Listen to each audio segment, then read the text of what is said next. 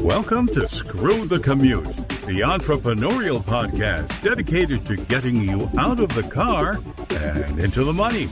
With your host, lifelong entrepreneur and multimillionaire, Tom Antion. Hey everybody, it's Tom here with episode 710 of Screw the Commute podcast. Today we're going to talk about video lighting. I've been lighting video for about 43 years or more, and I got my training in Hollywood. And since then, I've had retired Hollywood people teaching me even more stuff, and I'm going to tell you about that today. You're going to get a bunch of tips and tricks and techniques and to make your videos look way better with simple lighting techniques and tricks.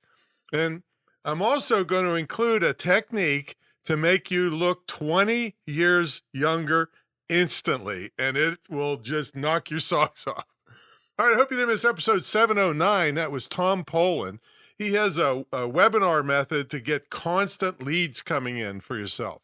So that was episode 709. Anytime you want to get to a back episode, you go to screwthecommute.com/709 in his case. And today is 710. I'm sure you're going to want to listen to this one because you learn this stuff, your videos are going to look way better than your competitors, guaranteed. All right, make sure you follow me on TikTok at tiktok.com/@digitalmultimillionaire. I got one video now that's way past 600,000 views. I think it's hitting 610,000 views and still going. And this is short form video, which I recently did a episode on that. You want to make sure you listen to that. All right, make sure you grab a copy of our automation ebook. It's screwthecommute.com/automate free. It's what allows me to do all this other stuff because I'm not fighting with my computer all day long. I'm taking care of customers, making products, bringing in money. That's why we do all this, folks, in case you didn't know. All right. So grab your copy at screwthecommute.com/automate free. And while you're at it, pick up a copy of our podcast app at screwthecommute.com/app. That's APP. Put us on your cell phone and tablet. Take us with you on the road. All right, let's talk about video lighting. See, lighting is just as important or even more important than what camera you use. Most amateurs hardly even give lighting a second thought, and this is a big mistake. And you can take a normal scene and make it look spectacular with just a little bit of lighting knowledge. And if you implement what you're going to get today, you're going to be on your way. And like I said, I have had my original training in Hollywood, and most of the techniques I learned way back then still apply today. But the types of lights have changed significantly from when I first started. But still, the way you light things is still the same. And since then, I had a retired Hollywood guy teach me super tricks.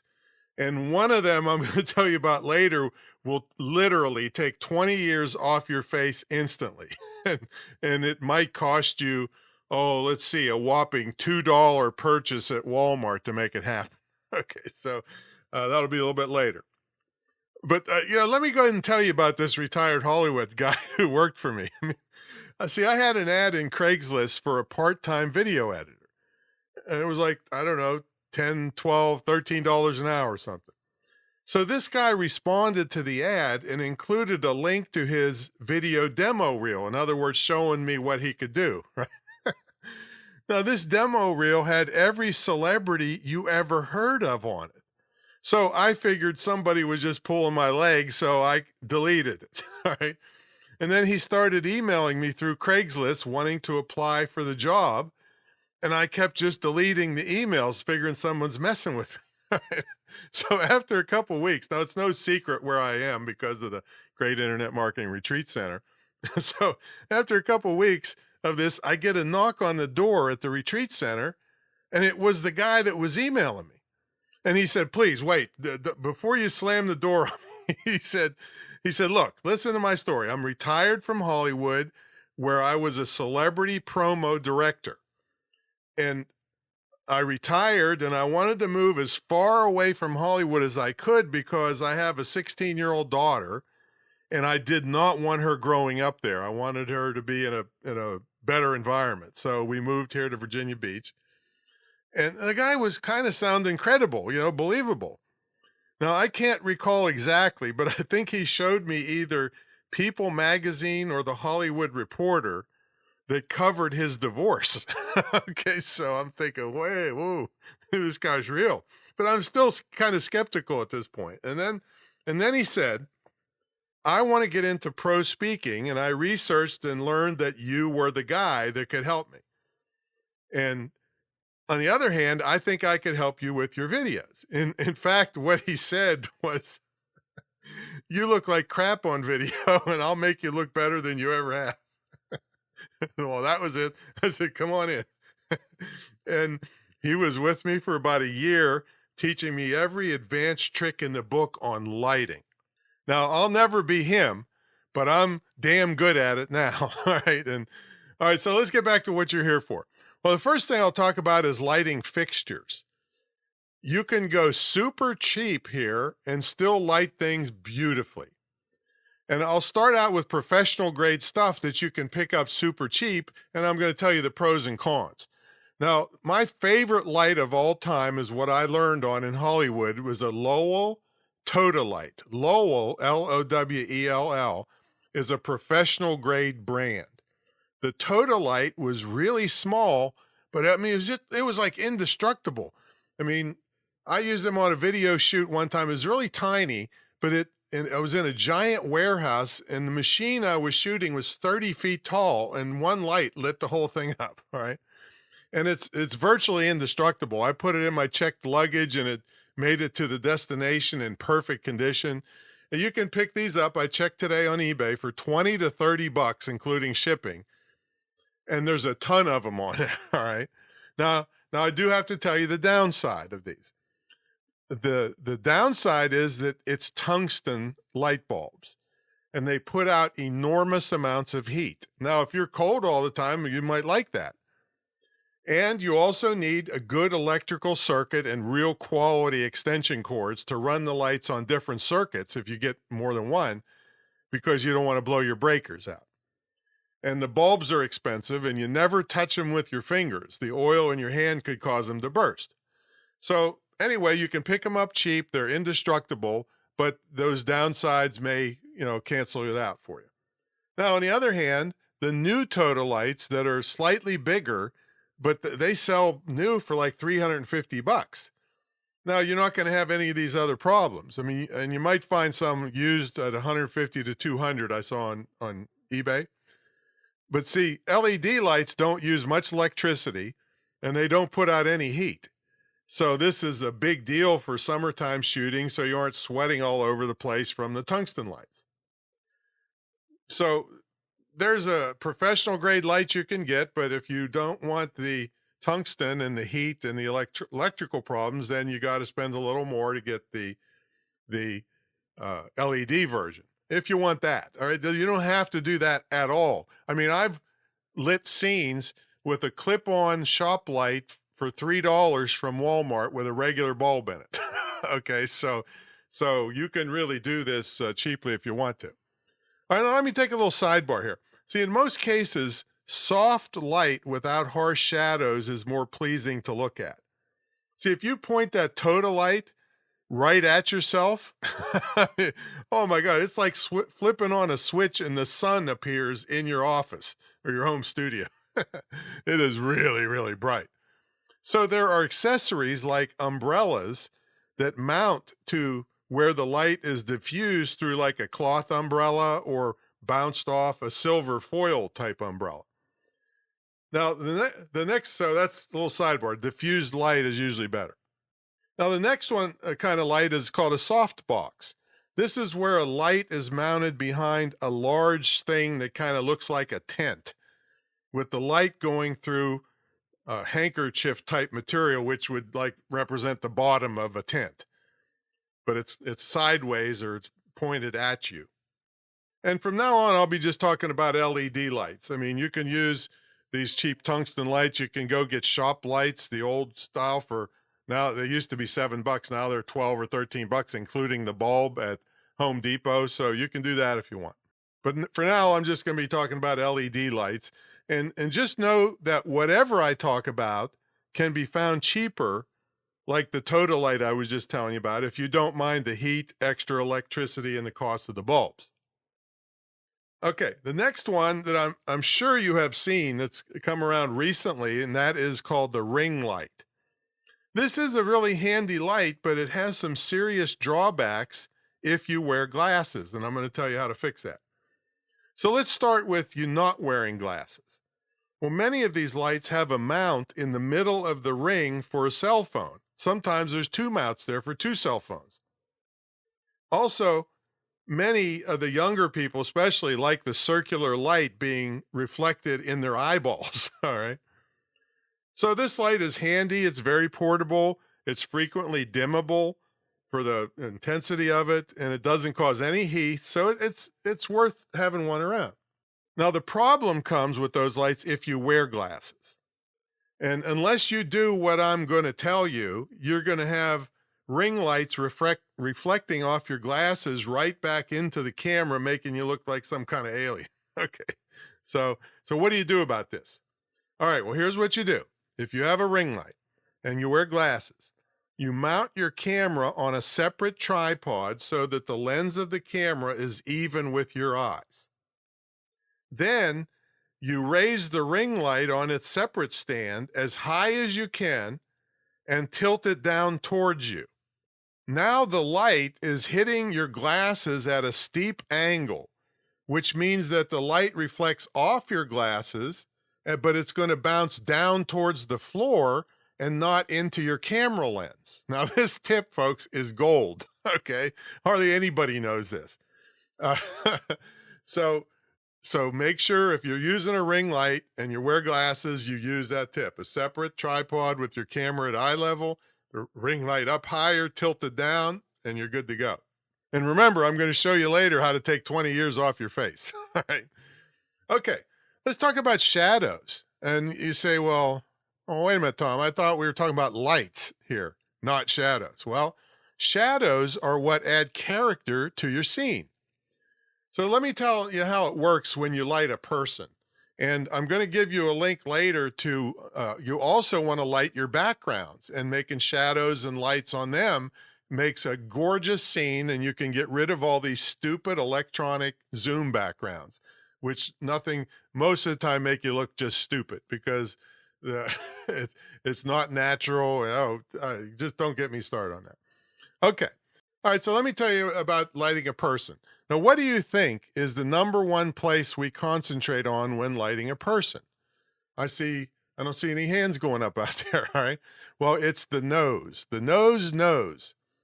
So I'm going to tell you about a very basic 3-light system for lighting a person. But keep in mind, we're going to concentrate on the nose. All right, so what you do is you place a light at 45 degrees to the person's face. It's usually as high as you can get it above towards the ceiling, and tilt it down and point it towards their face, but it's 45 degrees off to the side. Now, if that person perceives that they have the proverbial best side, ooh, this is my best side, well, then put the light on that side, okay? We're going to make this the brightest light, and we call it the key light. It's the main light of lighting that person, the key light. So what happens when you hit someone in the face with a light from the side at 45 degrees angles? Well, a shadow forms on the other side of their nose. Remember I said shadows make the character? So you manipulate how dark of a shadow that is by putting another less intense light on the other side of their face to fill in that shadow. This is called, obviously, the fill light. You're filling in that shadow. You can't make the light as intense, or would they cancel each other out? It has to be less intense. And you can make it less intense by dimming it or moving it further away. All right, now how much you reduce the shadow on the nose or around the nose depends on the effect you're trying to get. Leaving a harsh shadow is more cinematic and dramatic. Leaving a little bit of shadow is more natural and businesslike. All right, so there's the key light and the fill light. Now, the third light you have is above the person, and behind them, pointed towards the back of their head. This light is the least intense and is designed to set the person apart from the background. And just overall, you'd like to be as far from your background, even in a small office, as you can. Sometimes we open the door and move the camera down the hall and zoom in so you can get further away from the wall. We don't want what we call the convict look, where you're up against a white wall. Right? So we don't want that.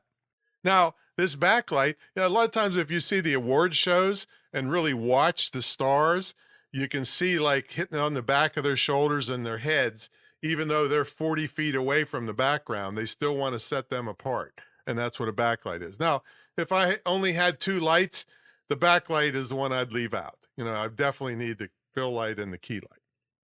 Okay, let's switch gears and talk about natural light. See, the problem with natural light is that you can't depend on it. Maybe you have some beautiful light that comes into your office. Well, the problem is it may change, or it will change in the middle of your production, all right? Maybe it's a cloudy day, and 1 minute the sun is blasting through the window, and the next minute a cloud goes by and blocks the sun. And what happens when the sun goes down? See, this will drive you crazy trying to get things done. You're better off getting a blackout cloth go down to Joann Fabrics or your fabric store and tell them you want blackout cloth, and just cover the window. You don't have to put it permanent if you don't want to. You can just clip it up there with clips from Home Depot and cut out the light, see? This way you can shoot anytime, day or night, and depend on getting a good video every time. You're not crossing your fingers that the light will be good that day.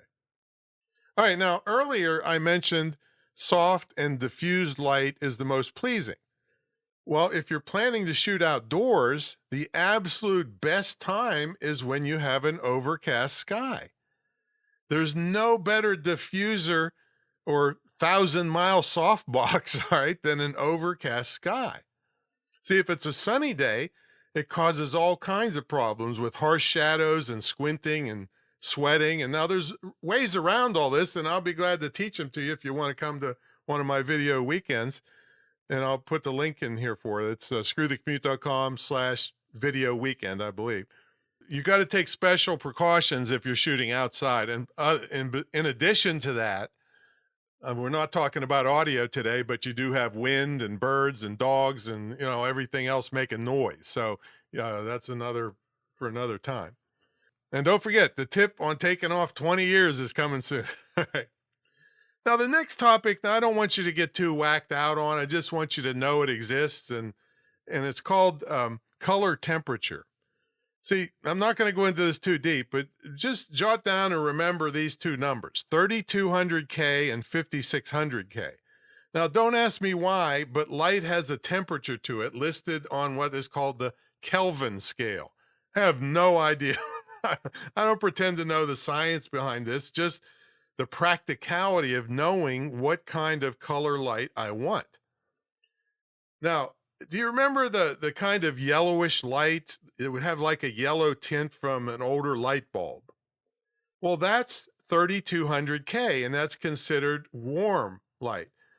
Warm is the lower the temperature for some reason, is the warmer it is. I mean, a candle is like 1500K. It's so warm and fuzzy and cuddly, So if you want your scene to be warm, you'd want to use, and give them that warm, fuzzy feeling, you'd want to use 3200K lights. If you see a video light bulb listed as 3200K, you know it's a warm light. Now, the other common one is 5600K, which is more like daylight at like high noon. And it's considered cool light. So, so that's crazy. Like, what does this mean to you? Well, if you were doing a sales presentation, you would want cool, high noon daylight kind of. You wouldn't want warm and cuddly storytelling in front of the firelight that's going to put them to sleep. See? Now, much of this can be done with filters nowadays, so don't worry about it as much. And I guess I would be remiss in this basic lighting episode if I didn't talk about white balance. So first of all, you're really gung-ho, and let's say you want to manually control your camera to the nth degree. And most of you don't need to do this.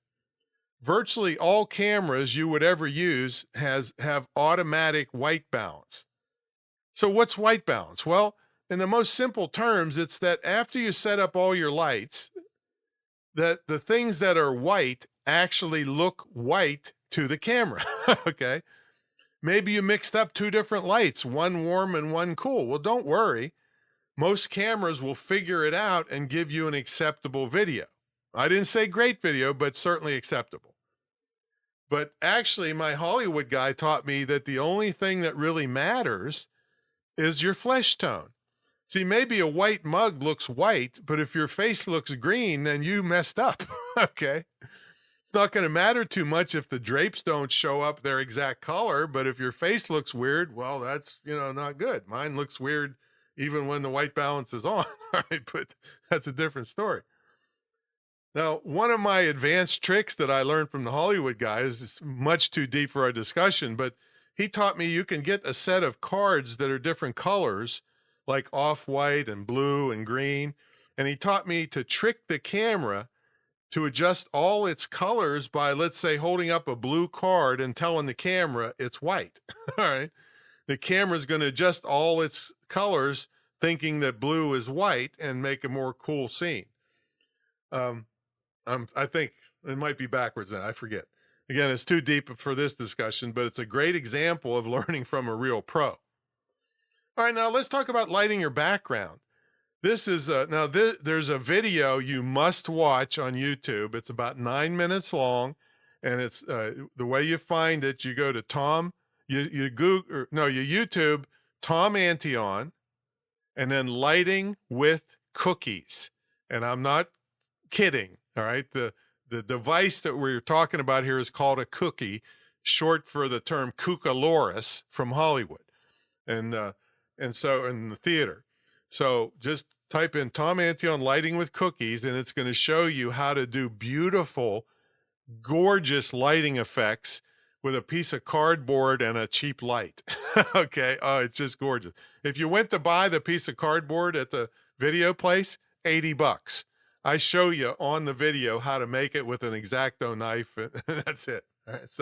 So make sure you check that out, because your backgrounds can really make you look, the whole thing look gorgeous, and it's natural. It's not electronic, and it's just beautiful. If you really want to take it to the next level, watch that video. Okay. Are you ready to take 20 years off your face? Now, if you're only 20 years old and listening to this, I'm not sure this works that great. All right. But here's the technique, and there's two ways to do it. One is that you have a piece of white foam core on your lap. Now, foam core is just a rigid sheet. I guess it's some plastic type material. And you position the foam core so that the lights in front of you bounce off the foam core and up under your chin. You can't really just use a big piece of construction paper because it's flexible and the light will be bouncing all over the place. So go to Walmart, ask them where the foam core is, and buy a white one. A lot of the kids use these at science projects and stuff like that. $2 probably. The other method is to have a small spotlight low to the ground. Out, the camera doesn't see it, but it's pointing up under your chin. I mean, the people, when this Hollywood guy was teaching this for me during the retreats, the people, mostly ladies, but the guys, works just as good for guys, just couldn't believe it. I mean, they were just flabbergasted on the way they looked on video with this light hitting them up under the chin. Now, my Hollywood guy also told me that when Katie Couric anchors a program, she has lights in the desk shining up through plexiglass so that she keeps looking younger than she is. All right. So there you have it. Make yourself look great on video with lights. If you want hands-on training, check out my 2-day VIP video weekend where you learn how to market with video. We shoot a bunch of videos for you. You learn how to make a great and interesting video out in the field. We travel around Virginia Beach, and I show you how to make a marketing video that'll never be duplicated by anybody else on location. It's really cool. Check that out at screwthecommute.com/video weekend. We have groups a couple times a year. or you can book a one-on-one, or if you put together 4 other people, then you can come for free. All right, for that VIP video weekend. So it's screwthecommute.com/video weekend. That's my story. I'm going to stick to it, and I'm going to go light a video. See you later.